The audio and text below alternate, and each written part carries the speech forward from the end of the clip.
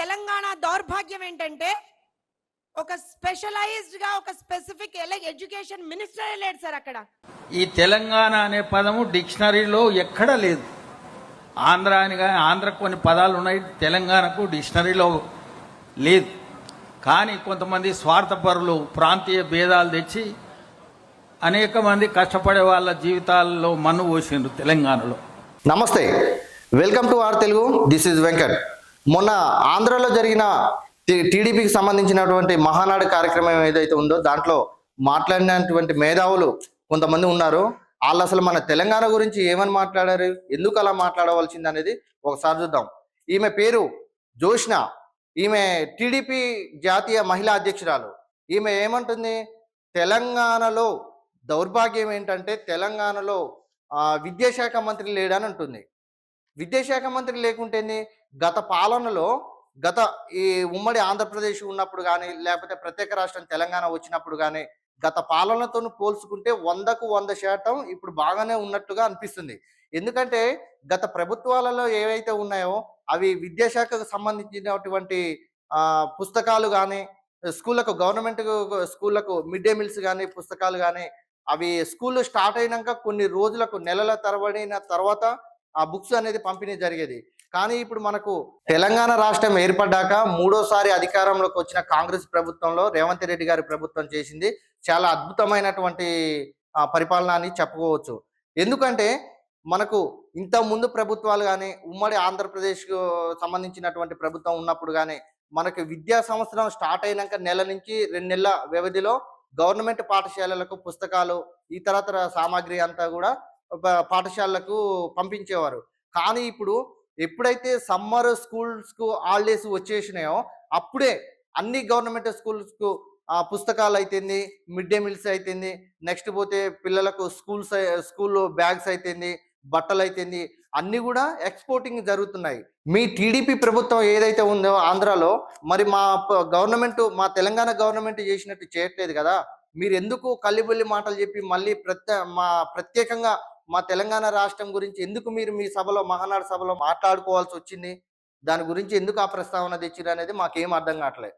మీకు ఎంత మైలేజ్ కావాలి, మీరు ఎందుకు వాళ్ళ మన్ననలు పొందాలి, మీరు ఎందుకు షబాస్ మా టీడీపీ లీడర్లు ఇలా మాట్లాడిరు అనుకోవాలనేనా? మీరు ప్రత్యేక రాష్ట్రంగా మనం విడిపోయినాం. ఆంధ్రప్రదేశ్ తెలంగాణ ప్రత్యేక రాష్ట్రాలు డివైడ్ అయిపోయినాక మీ రాజకీయం వేరు, మా రాజకీయం వేరు. మీరు మాతో ఎందుకు పోల్చుకోవాలి, మేము మీతో ఎందుకు పోల్చుకోవాలి? మేము ప్రతిసారి అయితే మీ టీడీపీకి సంబంధించి మీ జనసేన పార్టీకి సంబంధించిన గురించి అయితే మేము మాట్లాడుకోవట్లేదు కదా. మీరెందుకు మా ప్రభుత్వాల గురించి మాట్లాడుకుంటున్నారు? ఈ తెలంగాణ అనే పదము డిక్షనరీలో ఎక్కడా లేదు. ఆంధ్ర అని ఆంధ్రకు కొన్ని పదాలు ఉన్నాయి, తెలంగాణకు డిక్షనరీలో లేదు. కానీ కొంతమంది స్వార్థపరులు ప్రాంతీయ భేదాలు తెచ్చి అనేక మంది కష్టపడే వాళ్ళ జీవితాల్లో మన్ను పోసిండ్రు తెలంగాణలో. ఇతని వైఖరి ఎలా ఉంటుందంటే తల్లి పాలు తాగిన తర్వాత తల్లినే తన్నే రకం అన్నట్టు ఇతను. ఎందుకంటే ఏదైతే వీళ్ళు ఆంధ్రోళ్ళు ఉన్నారో మన తెలంగాణకు వలస వచ్చి మన తెలంగాణలో అన్నిటినీ వాళ్ళ చెప్పు చేతల్లో ఉంచుకొని మన సొమ్ములు మొత్తం వాళ్ళు కాజేసుకుని మనల్ని బానిసలుగా చేసి కొన్ని సంవత్సరాలు పరిపాలించారు మనల్ని. అది అంతటితో ఆగుకోకుండా మనం వీళ్ళ ఎత్తుగడలు, వీళ్ళ మోసాలు, వీళ్ళ అన్ని మనం కనిపెట్టి మనకు ప్రత్యేక రాష్ట్రం కావాలి, మాకు వీళ్ళతో పొత్తొద్దని వాళ్ళని డివైడ్ చేసి నీళ్ళు అయితేంది నిధులు అయితేంది మనం పంపకాలు జరుపుకున్న తర్వాత వాళ్ళని అక్కడికి తరిమేసినాం. మనం మన తెలంగాణ రాష్ట్రంలో స్వేచ్ఛగా హ్యాపీగా ఉన్నాం. మనం ఉన్న తర్వాత అతను అంటాడు తెలంగాణ అనే పదం డిక్షనరీలో లేదని అంటాడు. ఎందుకు లేదండి?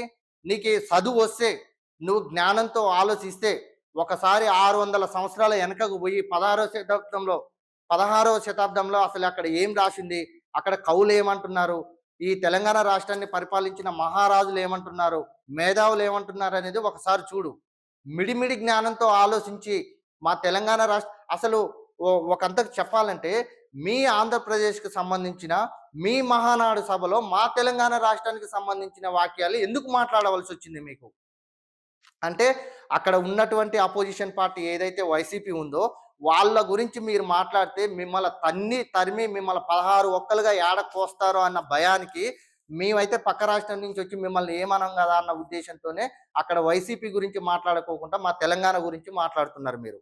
బిడ్డ మీ అందరికీ ఒకటే చెప్తున్నా నేను, మీరైతే ఏదైతే అనుచిత వాక్యాలు మాట్లాడిరో ఎవరు ఈమె జోష్న కానీ ఇతను కానీ ఏదైతే మీరు మాట్లాడిరో అదే మాటలు మా హైదరాబాద్ నడిబొడ్డుకు వచ్చి మళ్ళీ ఒకసారి మాట్లాడండి. మిమ్మల్ని మీ మూతి పగిలేటట్టు మిమ్మల్ని మీ నాలుక 16 ఒక్కలు కోసి పాత చెప్పులతోని ఈపి విమానం మోత మోగిందాక కొట్టుకుంటా తరమకపోతే చూడండి. ఈ ఆంధ్రప్రదేశ్ టీడీపీకి సంబంధించిన మహానాడు సభలో వీళ్ళిద్దరు మాట్లాడిన అనుచిత వ్యాఖ్యల గురించి మీరేమనుకుంటున్నారో కామెంట్ రూపంలో తెలియజేయండి.